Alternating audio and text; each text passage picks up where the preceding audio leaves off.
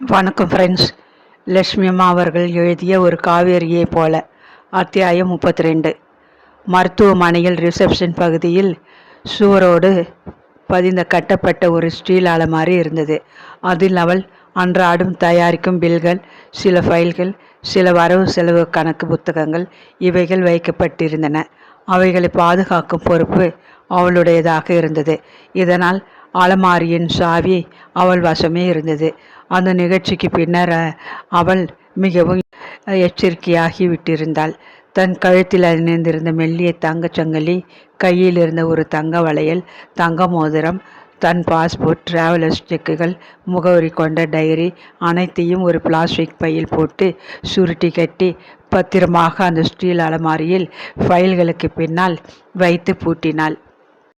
இடது கையில் கடிகாரமும் காதுகளில் போலி முத்துத்தோடும் கழுத்திலே கருகமணி மாலையுமாக அவள் எளிய கோலத்தில் வேலைக்கு போய் வந்தாள்.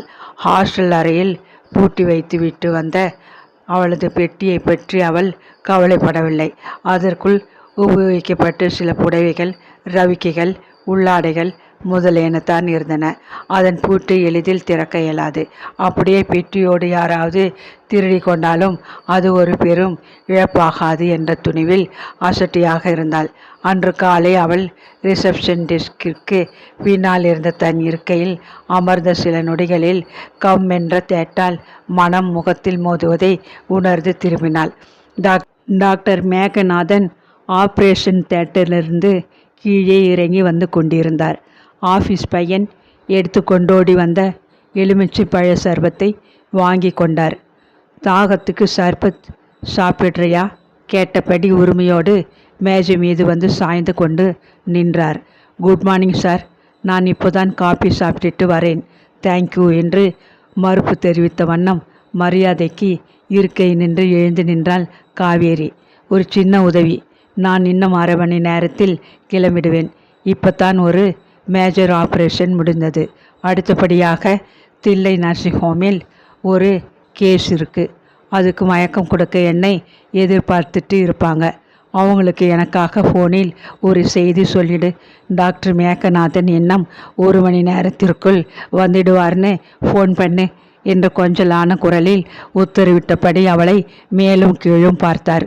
சற்றென்று டெலிஃபோன் புத்தகத்தை புரட்டி அவர் சொன்ன ஆஸ்பத்திரியின் எண்களை சுழற்றி செய்தியை அவள் சொன்னபோது அவள் உதடுகள் அசைந்த அழகினையும் இனிய குரலையும் துல்லியமான ஆங்கில உச்சரிப்பையும் வியப்போடு பார்த்தபடி நின்றார் மேகநாதன். அழகான பெண்களை பார்த்தால் அவருக்கு எப்பொழுதும் நெஞ்சு துடிப்பு தடுமாறி போகும். அழகும் புத்திசாலித்தனமும் ஒருங்க அமைந்த பெண்கள் என்றால் சுருண்டு விழுந்து விடுவார். ஆனால் அவரது உணர்வு குழப்பங்களுக்கு அவர் மனைவி மாபெரும் எதிரி. தன் கௌரவம் பாழாக அவர் குழைந்து கொண்டு அழகான பெண் யாரிடமாவது பேசுவதை அவள் கண்டு கொண்டு விட்டால் போதும், வார்த்தைகளிலேயே சமாதி கட்டி விடுவாள். மாமனார் தயவில் படித்து முன்னுக்கு வந்தவர் மனைவிக்கு சலாம் போட்டு கொண்டிருந்தார். இருந்தாலும் இடையே அல்ப ஆசைகள். இந்த அழகான ரிசப்ஷனிஸ்டிடம் பட்களை காட்டியபடி அவர் பேசி கொண்டிருப்பதை மனைவி பார்த்துவிட்டால் ஒரு பூகம்பமே ஏற்பட்டுவிடுமே. சில தினங்களுக்கு முன் அவர் மனைவி அனாவசிய சந்தேகத்தின் பேரில் அவரை கண்டபடி சாடிய போது அவரது தன்மான உணர்வு தகித்து இழுந்து புரட்சி செய்தது. அவளை எவ்வகையிலும் மட்டம் தட்ட வேண்டும் என்றதொரு ஆத்திரம் மனதில் மண்டி கொண்டு நின்றது. காவேரியை அன்று காலை பார்த்தபோது மனிதன் மூளையில் ஒரு அபார யோசனை பளிச்சிட்டது. பேர் என்ன சொன்ன? உல்லாசமாக கேட்டபடி ஐஸ் துண்டுகள் மிதந்த சர்பத்தை மெல்ல உறிஞ்சி கொண்டு மேஜை மீது அட்டையாக ஒட்டு கொண்டு நின்றார். காவேரி, ஏன் கேட்குறீங்க? ஊர்வசி ரம்பை மேனகான்னு பேர் இருக்கும்னு நினச்சேன். ஆப்பிரிக்காவிலிருந்து வரேன்னு கேள்விப்பட்டேன். அழகான ஆங்கிலம் பேசுகிறேன். ரொம்ப கர்நாடகமான பேரை வச்சுக்கிட்டு இருக்கியே. ஈஹி உரத்த குரலில் சிரித்தார். லேசாக செம்மை படிந்த அவளது கன்னங்களை பார்த்து மேலும் உற்சாகமடைந்தார். என் தாயார் ஆசைப்பட்டு வச்ச பேர். அவங்களுடைய முன்னோர் பிறந்த ஊரில் ஓடிய பிரசித்தி பெற்ற ஆற்றின் பேர். அப்படியா? என் மைத்துனன் கூட காவேரி கரையிலிருந்து வருகிறவன்தான். திருச்சி மாவட்டத்தை சேர்ந்த கிராமம். இங்கே தான் வேலை செய்கிறான். நீ அவனை பார்த்திருக்க முடியாது. 2 மாதமாக பயல் லீவில் சுற்றுலா போயிருந்தான். நேற்று தான் ஊர் திரும்பியிருக்கான். நீ வேலைக்கு வந்து சேர்ந்து இன்னும் 1 மாதம் கூட ஆகலையே. என்ன சொல்ல இவர் இப்படி சுற்றி வளைக்கிறார்? திகைப்புடன் காவேரி அவர் முகத்தை பார்த்தாள். வராந்தாவில் டக் டக் என்று காலணிகளின் அழுத்தமான ஓசை கேட்டது. அட, think of the devil there he is என்பாங்க. அவனே வந்துட்டான். புன்முறுவலுடன் திரும்பினார் மேகநாதன். என்ன அதுதான் என்றபடி அருகிலே வந்து நின்ற அந்த இளம் டாக்டரை காவேரி அதற்கு முன்னே அங்கே பார்த்ததில்லை. வாட்டு சாட்டமாக சுருண்ட கிராஃப் முடியும், ஒளி உமிழ்ந்த கண்களும் சுத்தமான உடையுமாக ஆள் கச்சிதமாக கவர்ச்சியாகத்தான் தோன்றினான். என் மனைவியின் சகோதரன் டாக்டர் ரவிகாந்தன். MS முடிச்சுட்டு இங்கே தேவசுந்தரத்தின் உதவி டாக்டராக வேலை பார்க்கிறான். என் மனைவி அல்லாது வேறு யாராவது இவன் சகோதரியாக இருந்திருந்தால் இவன் படிக்கும் நாளிலிருந்து வாங்கிய பல தங்க பதக்கங்களையும் அழித்து காசு மாலை செய்து போட்டுக்கிட்டு இருப்பாங்க. அத்தனை தங்க மெடல்கள் வாங்கினவன். ரொம்ப கெட்டிக்கார சர்ஜன். டோன்ட் பி சில்லியாத்தான் என்று லேசாக அதட்டிய ரவிகாந்தன் முதலாக தலையை நிமிர்த்தி மேஜைக்கு பின் நின்ற அந்த பெண்ணை பார்த்தான். அவன் கண்களில் தெரிந்த ஆச்சரியம் மேகநாதனை மேலும் உற்சாகப்படுத்தியது. அழகான பெண்ணை கண்டதும் கூப்பிட விழுகிறேன்னு என்னை எத்தனை துச்சமா பேசுகிற? உன் ஆசை தம்பியை இவகிட்ட பல்டி அடிக்க வைக்கிறேன் பார். அவரது மனம் துணியுடன் சவால் விட்டது. மிஸ் காவேரி, இவன் எனது மைத்தனன். கல்யாணமாகாத கட்டை, பெரிய புத்தக புழு. அடிக்கடி பிளட் ரிப்போர்ட் வேலை, எக்ஸ்ரேக்கள் ரெடியாக இருக்கான்னு கேஸுன்னு உனக்கு ஃபோன் பண்ணுவான். பாவம் பையனுக்கு வேலை மேலே உயிர். உதவி செய்யம்மா, நான் வரட்டுமா என்று அறிமுகத்தை சுருக்கி கொண்டு நம்மட்டு சிரிப்புடன் நகர்ந்தார். தேங்க்யூ, வேணுங்கிற போது உங்கள் உதவியை கேட்கிறேன் என்று கூறிவிட்டு மிகவும் இடுக்காக பாதனைகளை அழுத்தமாக பரந்தா மீது பதித்தபடி ரவிகாந்தன் அப்பால் போய்விட்டான். யாரிடமும் குழைந்து கொண்டு பேசாது தனது தகுதிகளை அதிகமாக காட்டிக்கொள்ளும் தலைக்கணம் பிடித்தவன் என்று நர்ஸ்கள் தமக்குள் பேசிக்கொள்வதை அரைக்குறையாக கேட்டு புரிந்து கொண்டாள் காவேரி. அவள் நர்ஸ் பயிற்சி பெற்ற போது டர்பன் அரசு ஆஸ்பத்திரியில் அவனை விட மகா சூரன்களான வெள்ளைக்கார டாக்டர்களிடம் வேலை பயின்றவள். பெரிய ஸ்பெஷலிஸ்ட் என ரயில் வண்டி தொடராக தங்கள் பெயருக்கு பின்னால் பட்டங்கள் பெற்றவர்களாயிருந்தாலும் பெண்கள் என்றால் மிக மரியாதையுடன் பேசும் பண்பாளர்கள் அவர்கள். கிடைக்கிறான் இவன் கர்வம் பிடித்தவன் என்று தன்னுள் அசட்டியாக இருந்தாள். அறிமுகமான 4வது நாள் ரவிகாந்தன் தானே அவள் மேஜை அருகே வந்து நின்றான். வாயை திறக்கும் முன் அவனது முகம் குங்குமமாக்கி போயிற்று.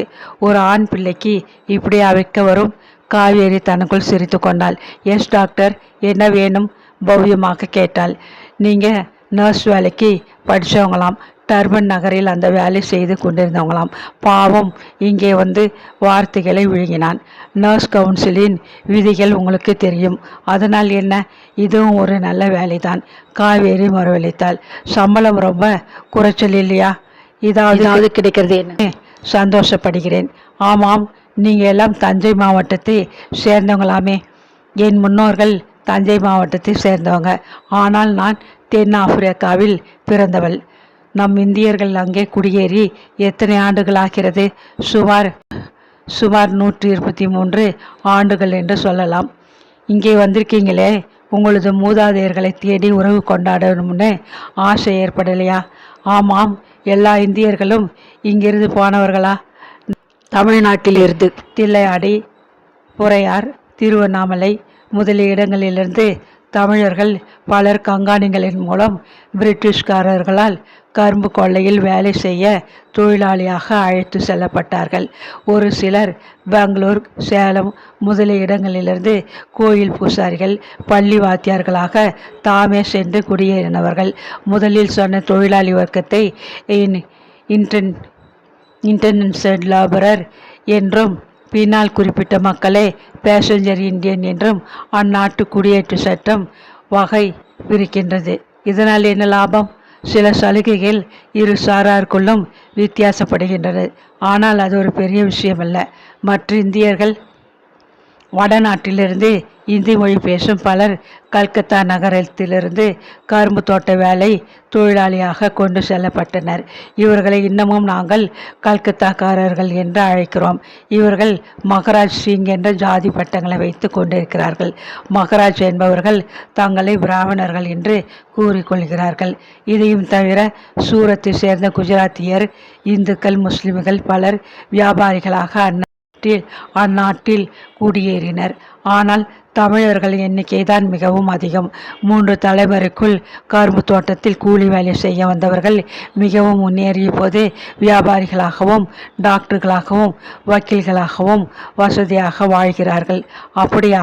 இந்த நாட்டுக்கு வந்திருக்கிறீர்களே, உங்களது முன்னோர்களின் பரம்பரையினரை தெரிந்து கொண்டு உறவு கொண்டாட ஆசைப்படவில்லையா? நீங்கள் எந்த மண்ணிலிருந்து வந்தவங்கன்னு அந்த இடத்தை போய் பார்க்க ஆவல் கொள்ளவில்லையா? ரூட்ஸ் என்ற புத்தகம் படித்திருக்கிறீங்களா? அலெக்ஸ் ஹேலி எழுதிய பிரபலமானதொரு புத்தகம் படித்தேன். அமெரிக்காவில் வாழும் கல்ட் வகுப்பை சேர்ந்தவர் அவர். அவரது மூதாதைகள் ஆப்பிரிக்காவிலிருந்து நீக்ரோக்கள் என்ற வகுப்பினராக அடிமைகளாக அந்த நாட்டுக்கு கொண்டு வரப்பட்டவர்கள். தமது குடும்பத்தின் வேர் எங்கிருந்து கிளம்பியது என்பதை கண்டுபிடிக்க அவர் பட்டப்பாடு மிகவும் மனதை நெகிழ வைக்கும் புத்தகம். அவருக்கு இருந்த ஒரு தீவிர ஆசை, தமிழரான உங்களுக்கு உங்கள் வரலாற்றை அறிய ஆசை இல்லையா?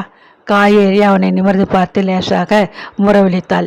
அன்னி சௌந்தரியின் சொந்தக்காரர்களை சந்திக்கவும், அவள் பெயரை கொண்ட காவேரி ஆற்றில் தலைமூழ்கி ஆனந்தப்படவும் அவள் பலவித கற்பனையுடன் வந்து பட்ட அவஸ்தைகளை அவரிடம் ஏன் விவரிக்க வேண்டும்? அவளது பாரம்பரியம் ஆணிவேர் அல்ல, காசை உறிஞ்ச முயலும் சல்லிவேர்கள். இந்த அவமானகரமான உண்மையை அவரிடம் ஏன் கூற வேண்டும்? கொஞ்சம் இந்த நாட்டை பற்றி புரிந்து கொண்டதும் என் மூதாதையர் வசித்த இடத்தை தேடி அவர்களது பரம்பரையினரை கண்டு உறவு கொண்டாட முயல்வேன் நிச்சயம் என்றாள். உங்களை போன்ற ஒரு புத்திசாலியான பெண்ணை நான் இதுவரை சந்தித்ததில்லை. இதற்கு நான் அத்தானுக்கு மிகவும் கடமைப்பட்டிருக்கிறேன் என்று கூறிவிட்டு செவேல் என்ற முகத்தை மறுபக்கம் திருப்பிக் கொண்டான். கீழ் உதட்டை கடித்து கொண்டு யோசனையில் ஆழ்ந்தாள் காவேரி. திடீரென்று அவன் திரும்பி மிகவும் அருகில் வந்து, நீங்க ரொம்ப அழகாக இருக்கிறீங்க. அந்த உண்மையை இதற்கு முன் யாராவது உங்களிடம் சொன்னது உண்டா? காவேரி பதிலளிக்கும் முன் வேகமாக அங்கிருந்து அகன்றான். மறுநாள் காலை அவளது மேஜை மீது வண்ண காகிதத்தில் கட்டப்பட்டதொரு பார்சல் இருப்பதை கவனித்தாள். முகவரியில் அவள் பெயர் காணப்பட்டதும் யாரிடமிருந்து இந்த பரிசு என்ற ஆவலுடன் பிரித்தாள். அலெக்ஸ் ஹேலி எழுதிய ரூட்ஸ் என்ற புத்தகம்.